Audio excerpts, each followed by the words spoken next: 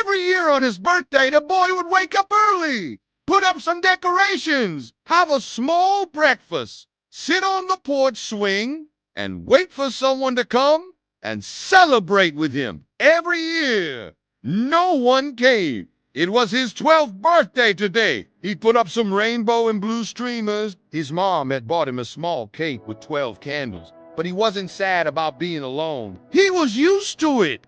In fact, he enjoyed the silence. It gave him time to read his comic books in peace. Suddenly, the sound of police sirens made him look up. A bunch of kids were running down the sidewalk, all of them holding balloons. They were followed by two women in their 30s. The boy recognized them. They were his mom's friends from work. He also recognized the cake they were carrying. It was the exact same one as his. Had they come to take him somewhere? He had been holding it the entire time. He looked at the old man and then at the basket. When he looked up, the old man had already turned and was walking back to his house. The boy quickly closed the door and ran into his room. He set the basket down on his bed and started digging through it. There were all sorts of cool things in there. Action figures, comic books, even a remote control car. The boy couldn't believe it. Then he stepped aside so the old man could come in. "Come on," he said. "Let's eat cake and blow out candles together." The old man beamed. He then followed the boy out of the room and into the living room where the streamers were still hanging. "Happy birthday," he said.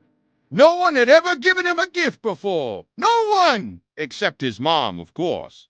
But she never had time to buy him anything. She worked long hours as a nurse. I didn't order anything," he said. He opened it and the old man handed him a slice of cake. I didn't mean to intrude earlier, but I couldn't help myself. I remember when I was young and living on my own. I would see all these kids having fun. I wanted to be a part of it, but I couldn't. Now I have a son and a grandson. But they moved away years ago. So when I saw you sitting over there all alone, I thought maybe I could be your friend. He then slowly opened his front door and walked outside. No one had noticed him watching. He had seen everything from his window. The old man walked over to his shed and took out a large basket. It was filled with all sorts of goodies. The old man didn't know if any of it would be to the boy's liking, but it was all he could think to do. The boy stood up and walked over to the gate. "Hey," one of the women said when she saw him, "you're that kid, right?" "No, you didn't. I just thought maybe you might like something. I don't get many visitors around here. You're usually outside playing, so I didn't know what to do. But, well," here the old man handed him the basket. "Yeah," he replied, confused. "Happy birthday," the other woman said. Then they went inside without another word. What did they mean? Why did they come here only to leave again? Was he not invited? The boy felt tears pricking in his eyes, but he blinked them away. Maybe it was better this way. At least he still had his comic book. As soon as the door closed behind the last of the partygoers, the old man next door took a deep breath. He knocked on the boy's door. A moment later, the boy opened it. The old man smiled. The boy hesitated for a moment before taking it. "Thanks," he whispered. That night, the boy didn't blow out his candles until the old man knocked on his door again. The boy looked at the cake in his hands. Then he looked up at the old man. "You want to be friends?" "Sure, if you want," the old man replied. The boy smiled. For the first time in his life, the boy wasn't alone on his birthday, and somehow that made all the difference.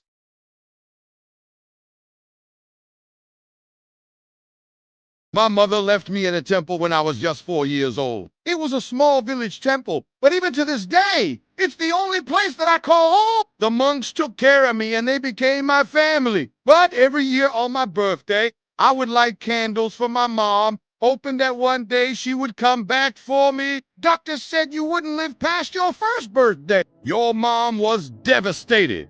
But she didn't abandon you. She simply couldn't take care of you. But I couldn't help but feel angry at her for lying all those years. I mean, I was the one who lit candles for her at the temple every single year. But I just couldn't help myself. I asked her, "Why didn't you come to the temple to see me?" She looked down. "I'm sorry. I didn't know what to say. I asked, "Are you sorry?" She nodded.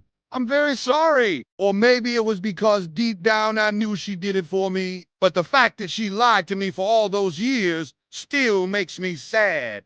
I'm so sorry. Then she did something that made me feel a lot better. She hugged me. I know it may sound ridiculous, but all those years I wished my mom would hug me. And now that I finally felt her warm embrace, I realized that no matter what she did, she was still my mom. I was the one who waited for her to come back from it. And all those years she was living a luxurious life without even telling me where I was. That's why she brought you to the temple, hoping the monks would take care of you. I couldn't believe what she was saying. It was hard for me to accept the truth, even though I was mad at my mom. I still hoped that she would come to the temple to see me, but she never did. She also introduced me to her husband and son. They were really nice to me, but I couldn't get used to calling her husband Dad. And her son, well, he was a jerk. He always bragged about how much money he had, and once he even called me poor. My whole life I thought my mom didn't love me, but now it seemed like she did. And I asked my mom once, "Do you still love each other?" She replied, "Of course. Why wouldn't I love him?" I asked, "Are you sure?" She seemed confused by my question, but she said, "Of course. Why wouldn't I love him?" Then I told her how I felt about her and her son. She listened patiently, and when I was done, she said, "I'm sorry. If I could go back in time, I would have kept you with me no matter what." She apologized over and over again, but the truth is, I forgave her a long time ago. In fact, she loved me so much that she sacrificed her own happiness for mine. You must be thinking, why did my mom leave me at a temple? To be honest, I don't know. I heard different stories from different people, but none of them made sense. Some said she couldn't take care of me anymore because I had a rare disease. Others said she simply didn't want a baby. The thing is, though, I'm not even sure if those are true reasons. She wanted to tell you the truth, but she was too afraid. After she left you at the temple, she became really successful. She got married to a rich man and she started her own business. She was too afraid that if you knew who she was, you would ask her for money or try to meet your real father. So she hid from you on purpose. Because no matter what the reason was, she still brought me to the temple and left me there. And that means she must have had some kind of reason. When I grew up, I became the caretaker of the temple. For years, I've served the monks and helped them with their work. I also started to believe that my mom didn't love me. But on my 21st birthday, something strange happened. An old woman came to the temple. She said she was an old friend of my mom. And then she told me the most heartbreaking thing. She said, "Your mom loved you so much, but when you were born, you had a rare disease." I asked the old woman, "Then why did she never come back for me?" The old woman sighed. After the old woman left, I felt heartbroken. I understood why my mom did what she did. But no matter how angry I was, I couldn't deny the fact that she did it for me. I'm not gonna lie. One day, I decided to visit her. I found her at a mall. She looked very surprised when she saw me. Well, after that day, we started to meet often. She took me shopping and gave me new clothes. I think what upset me the most was seeing how materialistic she and her son were. I mean, we had everything we wanted. Maybe it was because I never stopped lighting the candles at the temple.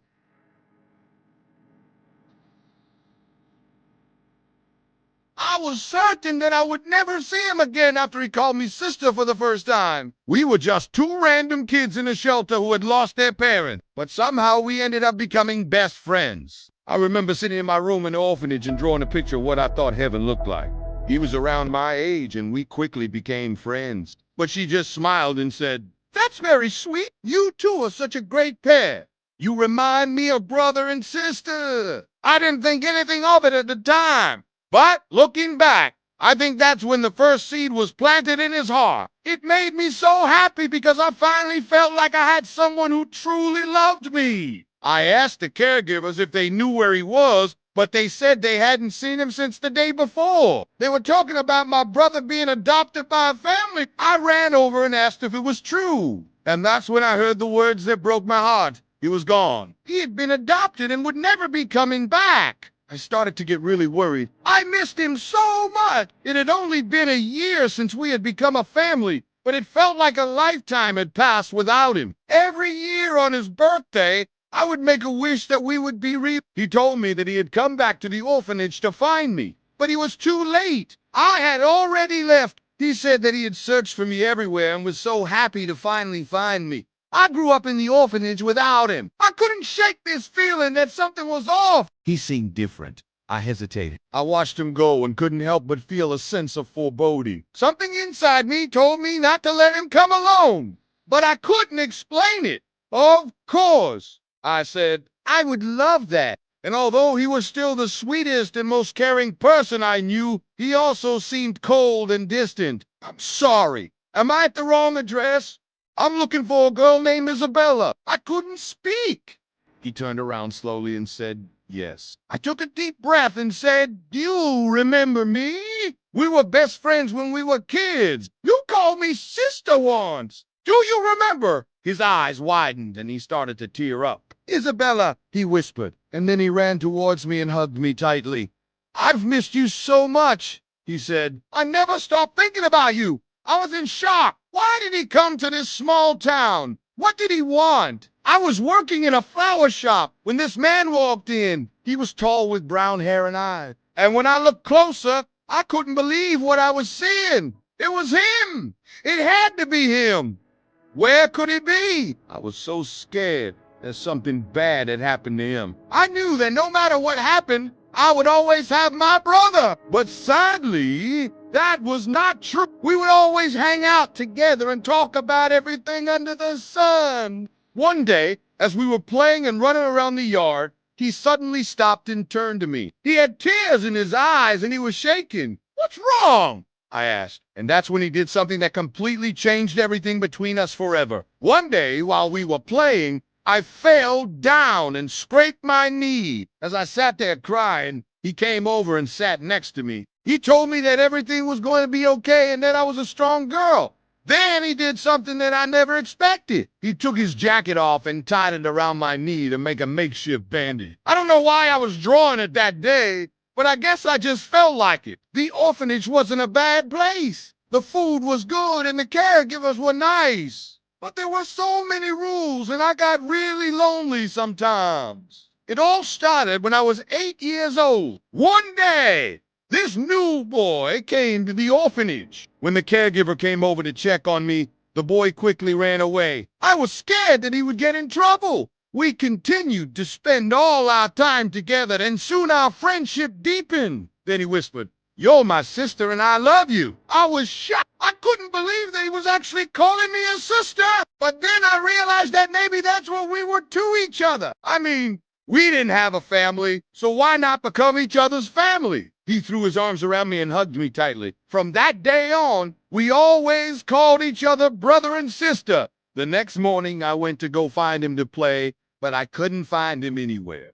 Then I heard some voices. I cried every day for my brother, and although the caregivers tried their best to take care of me, I often felt lonely. It wasn't until I turned 19 that my life changed, but as soon as he saw me, his face fell and he said, then he turned around and started to leave. And that's when I called out to him. Wait, we talked for hours. But although I was happy to see him again, after we had talked for a while, he told me that he had to go. Can I come visit you again? He asked. As he was leaving, he turned around and said, I love you, sis. Then he left. We did end up seeing each other again, but not the way I had hoped. If you want to know more, stay tuned.